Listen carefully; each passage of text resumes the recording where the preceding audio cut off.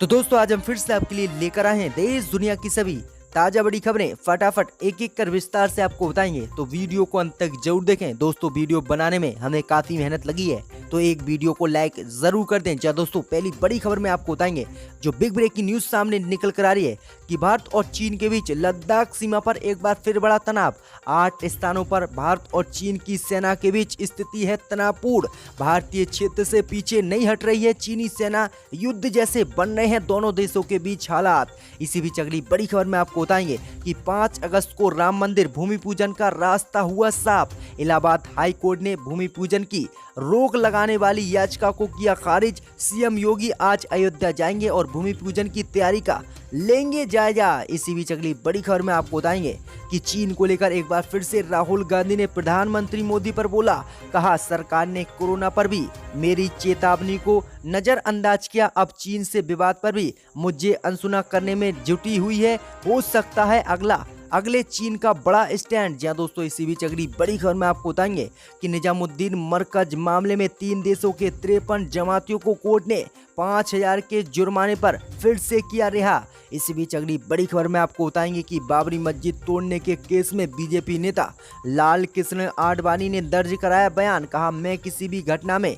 नहीं था शामिल, मैंने नहीं तोड़ी थी बाबरी मस्जिद, मुझे सिर्फ फंसाया गया। इसी बीच अगली बड़ी खबर में आपको बताएंगे कि अशोक गहलोत की राजस्थान के राज्यपाल को धमकी, कहा जनता राजभवन घेरेगी तो हमारी कोई जिम्मेदारी नहीं, हमारे पास है राजस्थान में पूर्ण बहुमत, बीजेपी के दबाव में राज्यपाल नहीं बुला रहे हैं विधानसभा का शस्त्र। इसी बीच अगली बड़ी खबर में आपको बताएंगे कि अनुच्छेद 370 जम्मू कश्मीर से हटाने और ट्रिपल तलाक कानून बनाने के 1 साल पूरे होने पर देश भर में जश्न मनाएगी बीजेपी, कर दिया बड़ा ऐलान। इसी बीच अगली बड़ी खबर में आपको बताएंगे कि अखिलेश यादव ने योगी सरकार पर बोला हमला, कहा संजीत के परिजनों को 50 लाख रुपए दे योगी सरकार। इसी बीच अगली बड़ी खबर में आपको बताएंगे कि राजस्थान में भाजपा के प्रदेश अध्यक्ष सतीश पूनिया ने कहा कि हालात बने तो सचिन पायलट को बनाएंगे, बीजेपी के द्वारा मुख्यमंत्री उठाएंगे बड़ा कदम। जहां दोस्तों ये काफी बड़ी खबर सामने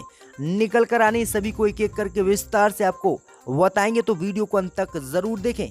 इसी बीच बढ़ते दोस्तों पहली बड़ी खबर की ओर जो बिग ब्रेकिंग न्यूज सामने निकल कर आ रही है कि भारत और चीन के बीच लद्दाख सीमा पर एक बार फिर से बड़ा तनाव। 8 स्थानों पर युद्ध जैसे भारत और चीन के बीच है हालात। जहां दोस्तों आपको बता दें ये काफी बड़ी खबर आज सामने निकल कर आ रही है कि भारत और चीन के बीच एक बार फिर से लद्दाख सेक्टर में करीब 8 स्थानों पर युद्ध जैसे दोनों सेनाओं के बीच हालात बने हुए हैं। दरअसल फिंगर 8 से चीनी सेना समझौते के बावजूद भी पीछे हटने को तैयार नहीं है। अब पीछे हटने को तैयार नहीं है, तभी भारत और चीन की सेनाओं के बीच झड़प जैसी स्थिति बनी हुई है। सबसे अधिक तनावपूर्ण स्थिति PP-17A पर भारत और चीन के सैनिकों के बीच बनी हुई है, जहां दोनों सेनाएं अभी भी 1 किलोमीटर की दूरी पर हैं और चीनी सेना लगातार चीनी दावे वाली भारतीय क्षेत्र LAC तक गश्त करते हुए भारतीय सैनिकों को उस्का रहे हैं और भारतीय सेना ने फिलहाल इस इलाके में गश्त को भी रोक दिया। तो ये काफी बड़ी अपडेट है कि एक बार फिर से भारत और चीन के बीच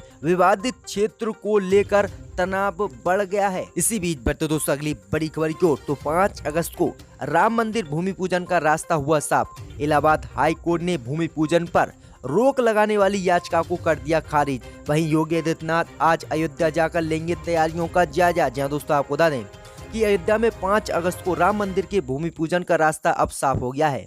इलाहाबाद हाई कोर्ट ने इस भूमि पूजन को रोकने के लिए दायर याचिका को खारिज कर दिया है। अयोध्या में राम मंदिर निर्माण के लिए 5 अगस्त को प्रस्तावित भूमि पूजन पर रोक लगाने की हाई कोर्ट में मांग की गई थी और याचिका डाली गई थी। वहीं कोर्ट ने कहा है कि याचिका सिर्फ आशंकाओं पर आधारित है, इसमें कोई तथ्य नहीं है। वहीं आपको बता दें कि इलाहाबाद हाई कोर्ट में एक याचिका डाली गई थी और इसमें कहा गया था कि कोरोना के चलते जब राम मंदिर का 300 लोग शिलान्यास करेंगे तो वहां पर सोशल डिस्टेंसिंग के नियमों का पालन नहीं होगा और कोरोना फैलेगा। अब इसी को लेकर तत्काल इस पर रोक लगाई जाए और 5 अगस्त को राम मंदिर का भूमि पूजन न हो। अब इसी पर सुनवाई करते हुए इलाहाबाद हाई कोर्ट ने इस याचिका को खारिज कर दिया है। तो ये काफी बड़ा याचिकाकर्ता को झटका लगा है। वहीं सीएम योगी आज अयोध्या जाएंगे और भूमि पूजन की तैयारी का जायजा लेंगे। वहीं आपको बता दें कि उत्तर प्रदेश के मुख्यमंत्री योगी आदित्यनाथ शनिवार को अयोध्या जाएंगे। सीएम योगी यहां पर राम मंदिर के भूमि पूजन का तैयारी का जायजा लेंगे। वहीं प्रधानमंत्री मोदी के आगमन को लेकर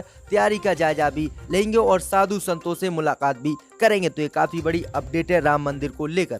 इसी बीच बढ़ते दोस्तों अगली बड़ी खबर की ओर, तो चीन को लेकर एक बार फिर से राहुल गांधी ने प्रधानमंत्री मोदी पर बोला हमला।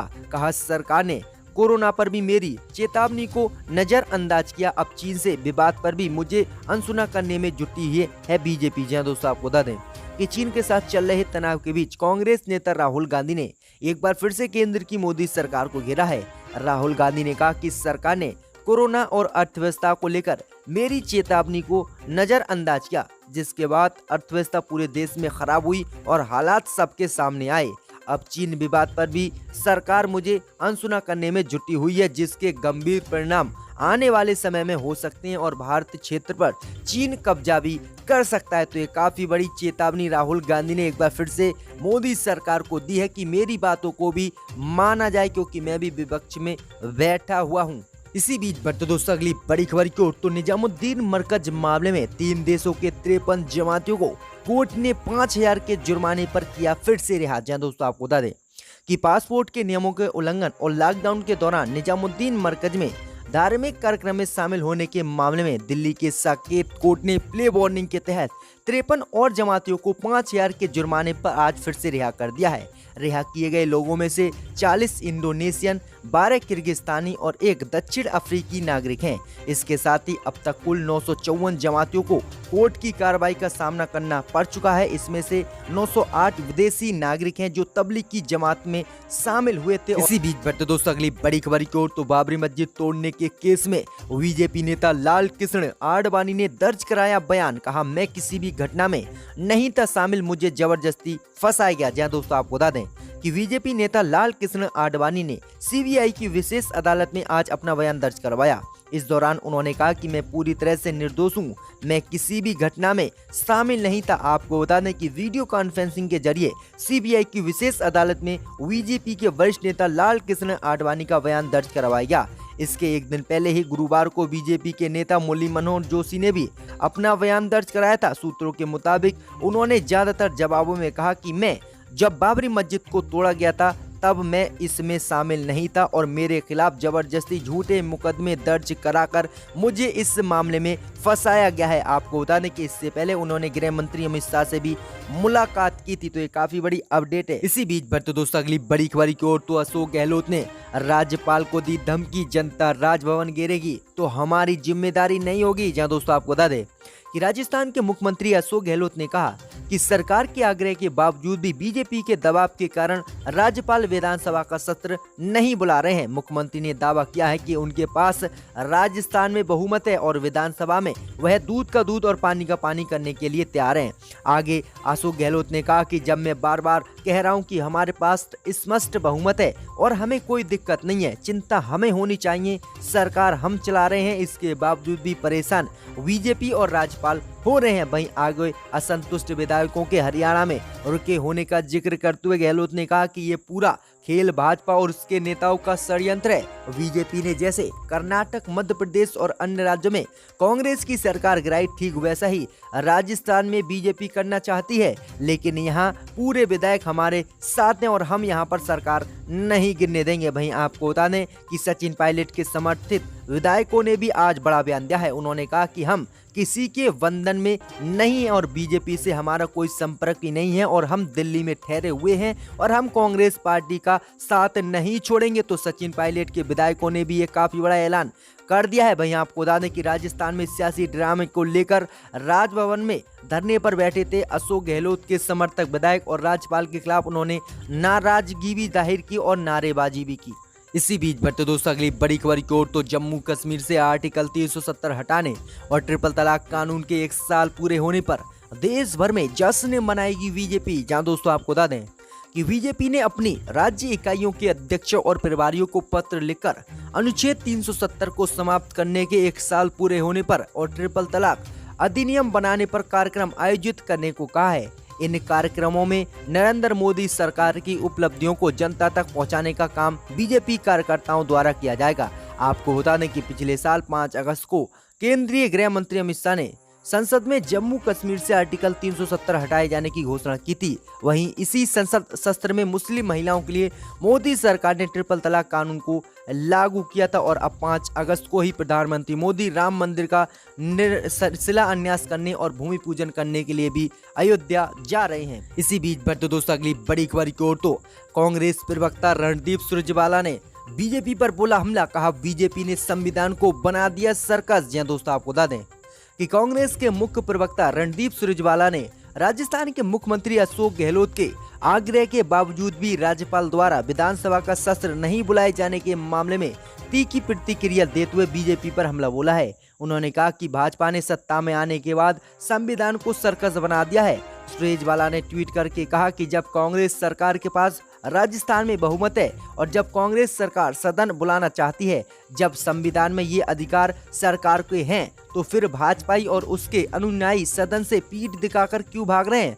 आखिरकार उन्हें जो है बहुमत से इतना डर क्यों लग रहा है? दिल्ली में बैठे सत्ताहीन पार्टी के जो लोग हैं वो किस तरह से संविधान को सर्कस बनाए हुए हैं और अपनी उंगली पर संविधान को रखकर देश की जनता और देश के हकों को छीन रहे हैं। तो ये काफी बड़ा हमला बोला गया है रणदीप सुरजेवाला की तरफ से बीजेपी पर। इसी बीच बढ़ते दोस्तों अगली बड़ी खबर की ओर, तो अखिलेश यादव ने योगी सरकार से की संजीत के परिवार को 50 लाख रुपए देने की मांग। जी दोस्तों, आपको बता दें कि समाजवादी पार्टी के अध्यक्ष अखिलेश यादव ने उत्तर प्रदेश के कानपुर में युवक की हत्या पर दुख व्यक्त करते हुए सरकार से पीड़ित परिवार को 50 लाख रुपए का मुआवजा और परिवार द्वारा चुकाई गई फिरौती की रकम के बराबर धनराशि देने की योगी सरकार से मांग की है। अखिलेश यादव ने कहा कि कानपुर से इकलौते बेटे की मौत की खबर बहुत दुखद है।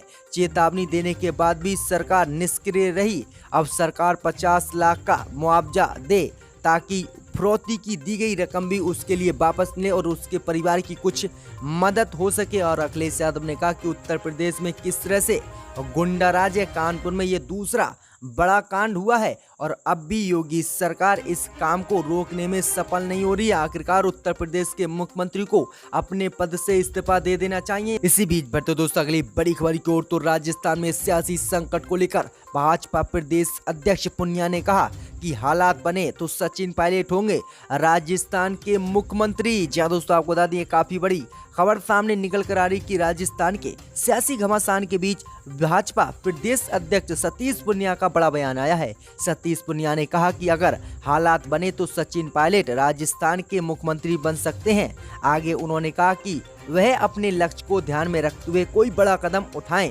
हालांकि मामला अभी विचाराधीन है और इसके लिए कुछ कहना जल्दबाजी होगा। वहीं पुनिया ने आगे कहा कि सबसे पहले सचिन पायलट को तय करने की जरूरत है कि उनका अगला कदम क्या होगा, फिर कोई फैसला हम करेंगे। लेकिन एक बात साफ हो गई कि गहलोत सरकार गिरने के कगार पर है, जबकि गहलोत लगातार कह रहे हैं कि हमारे पास पूर्ण बहुमत है। और अब आपको बता दें कि बीजेपी पूर्ण रूप से सचिन पायलट के समर्थन में, अगर सचिन पायलट बीजेपी में जाते हैं तो वह मुख्यमंत्री बन सकते हैं। तो ये काफी बड़ा अपडेट है बीजेपी की तरफ से।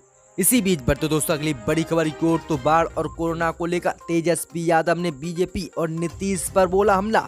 कहा बिहार भरोसे भगवान के सीएम 125 दिन से नहीं निकले बाहर। जहाँ दोस्तों आपको बता दें कि कोरोना महामारी के साथ साथ बिहार में इन दिनों बाढ़ भी आ रही है। वहीं बाढ़ के मुद्दे पर विपक्ष सत्ता पक्ष को हर तरह से घेरने में लगी हुई है। इसी कड़ी में आरजेडी के नेता तेजस्वी यादव ने टीवी 9 भारतवर्ष से खास बातचीत के दौरान बिहार को भगवान भरोसे बताया है। उन्होंने कहा कि बिहार में इतनी बाढ़ नहीं है कि पुल और डैम टूट जाएं, लेकिन सरकार पास इच्छा शक्ति कमी है और वह बड़े बड़े घोटाले कर रही है। और इसी का नतीजा है कि आज बड़े बड़े बांध और 1 महीने के अंदर बनाए गए बांध टूट रहे हैं। उन्होंने कहा कि बिहार सिर्फ भगवान भरोसे है क्योंकि 125 दिनों से सीएम नीतीश कुमार अपने घर से बाहर नहीं निकले हैं। उन्हें देश की और प्रदेश की जनता से कोई मतलब नहीं है, चाहे वह कोरोना से मरे या फिर बाढ़ से। तो ये काफी बड़ा हमला बोला है उन्होंने। गवर्नमेंट के रेजोल्यूशन पर सस्पेंड किया गया।